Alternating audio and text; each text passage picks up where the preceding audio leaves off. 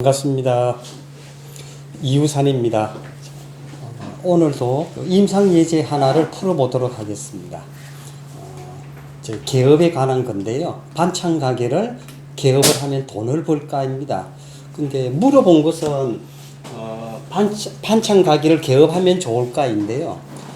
그 사람이 묻고자 하는 것은 뭘까요? 돈을 벌겠느냐? 그렇습니다. 반찬 가게를 개업하면 돈 벌겠냐 이걸 물어보는 겁니다. 그래서 이제 우리가 상담을 할 때 중요한 것은 그 사람이 진정 알고 싶어하는 것이 뭔지를 파악하는 것이 이 상담의 성결 과제고요. 가장 중요합니다. 그래서 이제 이 사람은 반찬 가게 하는 목적은 돈 벌겠는가 이겁니다. 그러면 이제 돈을 찾아보면 됩니다. 자, 돈을 찾아보기 이전에요. 이 점씨부터 보도록 하겠습니다. 이제 점씨는 유입니다. 이 유는 일간의 부모효이기도 하고요. 또 12운성의 뭘까요? 욕이죠. 우리 유김에서는 패신이라고도 해요. 이 패신은 패가 망신의 줄임말인데요. 그래서 이 패신도 이렇게 해당이 되는데, 자, 그러면 이제 점씨가 뜻하는 것은 이 부모효니까 부모효에는 생업의 뜻을 갖고 있습니다. 물론 이제 장생이면 더 좋긴 합니다. 그런데 이 같은 부모효, 그러니까 일간 기준에 신도 유도 다 부모효지만 신이 더 좋습니다. 순수한 장생이 되어주니까 좋은 거고요. 그러나 이제 유는 같은 부모효이지만 패신이고 또 욕이니까 안 좋습니다. 자, 그리고 이 점씨에는 태상이 타고 있습니다. 이제 점씨가 이 천지반도에 여기 보이고 있는데요. 자, 그러면 이제 이 부모효는 생업, 살아가기 위한 건데요. 그 생업을 뜻하는 글자에 태상이 탔으니까 나 태상으로 먹고 살고 싶습니다. 이런 뜻입니다. 태상으로 먹고 살고 싶습니다. 그럼 뭔데 태상이? 음식입니다. 그러니까 내정이 맞는지를 우리 유김에서는 대부분은 그 점씨로 확인이 가능합니다. 그래서 유김이 좀 신기한 측면이 있어서 유김을 유김이다, 대유김이다 이렇게 부르기 전에 유김신과라고 불렀습니다. 유김신과. 신과 같은 과전도다, 과다 해서 유김신과라고 했는데요. 그래서 이 점씨가 이렇게 맞아 들어가니까 참 신기한 것 같아요. 자, 그 다음 이제 중신과가 나왔죠. 이 중신과라고 하는 것은, 자, 여기를 보시게 되면, 자, 시반에서 천반을 극을 합니다. 토곡수. 그래서 이 제3과가 발용이 됐는데요. 일하적상이 발용이 되면 중신과입니다. 자, 그러면 중신과에는 무슨 의미가 있는가? 어떤 뜻을 가지고 있고 어떻게 처세를 해야 될까? 거듭, 심, 살펴라. 거듭 살펴라는 겁니다.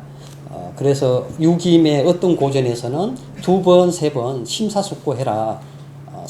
다시 제자를 써서 재심해라. 이런 말을 합니다. 그래서 결론적으로 다시 좀 생각하세요. 이렇게 말을 해볼 수 있습니다. 다시 좀 생각을 해보세요. 네. 자, 그 다음에 이 반찬 가게를 하려고 하는 목적은 돈 벌려고 하는 겁니다. 그러니까 막연히 풀면 안 됩니다. 그 사람이 묻고자 하는 것에 대한 답을 줘야 되는데 저 사람이 뭘 원하는 걸까? 돈 벌려고 하는 겁니다. 그럼 돈을 찾으면 되는데요. 돈을 뜻하는 것은 처제효하고 청룡이 있는데요. 자, 이 처제효가 있는지 보겠습니다. 자, 일간이 개수인데 일간 개수에 극받는 오행 사하고 오가 안 보이죠? 예, 안 보여요. 말전에 겨우 이 둔지 하나가 보이고 있는데요. 이 작은 재물입니다. 둔발의 재물은 작은 재물이고요. 또 그 아래에 귀사를 달고 있기 때문에 저 돈을 취하면 재앙이 닥칩니다. 그래서 결론적으로 처제효는 쓸만한 것이 없습니다. 그 다음은 청룡인데요. 이 청룡이 있는지를 또 보도록 하겠습니다. 자, 1과, 2과, 3과, 4과 말전에 이 청룡이 안 보여요. 그러면 연명상에는 있는가? 이 본명상에도 없고요. 행년상에도 없어요. 그래서 이제 과전도와 이제 본명 행년을 합쳐서 부르기를 육처다, 육소다 이렇게 부르는데요. 육처에 재물 유신이 안 보이기 때문에 꽝입니다. 돈 못 번다는 거죠. 근데 이 과전에서는 급제라는 것이 보여요. 이 급제는 명리에서 쓰는 그 용어와 뜻이 같은데요. 이제 육임에서는 형제효를 이 급제라고 부릅니다. 자, 계수 기준에 경쟁자가 해 하나가 있고 여기 또 있고 여기 또 있습니다. 이렇게 경쟁자가 많으니 내가 벌어야 할 돈을 남이 가져가 버려요. 그러니까 네 명이서 이 재물 하나를 다투는 상입니다. 먹지도 못하는 재물, 취하지도 못하는 재물을 서로 경쟁적으로 이렇게 하는 상입니다. 그래서 결론이 뭔가 하면 이 육처에 돈은 없고 돈 가지고 가려고 하는 사람은 너무 많아서 한마디로 장사하면 망합니다. 자, 그 외에 좀 기운을 읽어보도록 하겠는데요. 자, 일간은 납니다. 그 일간 위에 천공이 탔는데요. 아마 누군가가 제의를 한 것 같아요. 야, 당신 한번 좀 반찬 가게 좀 해보면 어때? 라고 아마 제의가 온 것 같은데요. 이건 이제 그래서 나는 만약에 이 일을 하게 되면 공허해집니다. 그러니까 내가 돈을 벌지 못하고 오히려 공허해지는 그런 뜻을 가지게 되고요. 여기도 그것이 보이고 여기도 그것이 보이기 때문에 나는 공허한 사람이 되는 거고 한마디로 빈털터리가 된다는 뜻입니다. 빈털터리. 그 다음에 이 본명상을 보게 되면요. 원래 물었던 것은 돈이었지만 그 외의 것도 알아보도록 하겠습니다. 이 본명 위에 보면 진이 보이고 진에는 등사가 탔는데 이 묘신입니다. 일간 임이나 개의 묘신은 진입니다. 자, 이 묘라고 하는 것은 이제 우리 12운성에서 이제 죽어서 매장되는 땅이 이제 묘죠. 그래서 최악의 어두운 상황입니다. 최악의 어두운 상황을 또 다른 글자가 바로 묘신인데 거기에 등사까지 타고 있으면 그 흉이 더욱 심합니다. 자, 그리고 이제 비혼이나 상백은 이 질병에 관련이 있는 이제 신살입니다. 근데 이제 이 비혼하고 상백은 묘신에 안 타도 묘신에 해당이 안 돼도 나쁜데 지금은 이제 묘신에 비혼 상백이 해당되기 때문에 아마 이 사람의 운세는 사람으로 말하면 곧 죽어서 매장될 운명에 처한 그런 상입니다.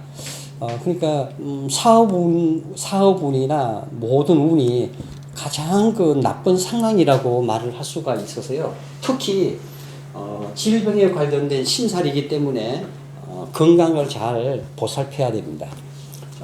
그 다음에 행년을 보겠는데요. 이 귀살이 또 보여요. 아까 이 지는 묘신도 되고 귀살도 되는데 이 축토는 귀살에 해당이 됩니다.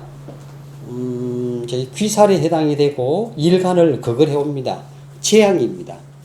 어떤 고통입니다. 뭐에 관련된 상문도 이 질병하고 관련이 있어요. 상문 조객은 그 질병하고 관련이 있는데요. 아마도 상문에 해당이 되는 축이 극을 해오기 때문에 역시 이제 건강이 매우 나쁘다라고 해석을 할 수가 있겠고요. 특히 이 과정에서는 이과와 사과와 그리고 중전에 금년은 그 해년인데요. 해년의 조객이 이과, 사과 그리고 중정에 보이고 있고요. 또 행년상에는 이렇게 상문이 보여요. 상문하고 조객이 육처에 같이 보이면요, 집에서 상을 당해요. 그래서 이제 집에 그 연로하신 부모님이 계신다면 이 집안에 상당한 우려가 있습니다. 그래서 금년에는 이제 집안에서 가까운 친인척 중에 중일 수도 있고요, 친부모일 수도 있습니다. 상당하는 것을 이제 조심해야 되겠습니다. 그래서 요약을 해드리면, 자, 장사를 한다고 하면 처제효를, 청룡을 봐야 됩니다. 그게 없으면 꽝입니다. 돈 못 봅니다. 그리고 그 외에 유김에서는 여러 가지 신상을 말을 해줄 수가 있지만, 좀 전에 말씀드린 이 묘신하고 그리고 귀살이 본명상 행명상에 있기 때문에 운세가 매우 나쁘다는 것을 알 수 있는데, 특히 질병에 관련된 신살이 보이기 때문에 주로 질병을 유의를 해야 될 것 같습니다. 지금 이제 한국 나이로 60대 중반이거든요. 이제 뭐 60 넘으면 이제 건강이 좀 악화되기가, 좀 나빠지기가 좀 쉬운데요. 65세 넘으면 더더군다나 건강이 나빠질 우려가 있으니까, 장사는 하려는 마음은 그만두시고 오히려 건강을 보살피는 것이 인생에 더 유익하지 않을까, 그렇게 생각이 듭니다. 오늘은 여기까지 하겠습니다.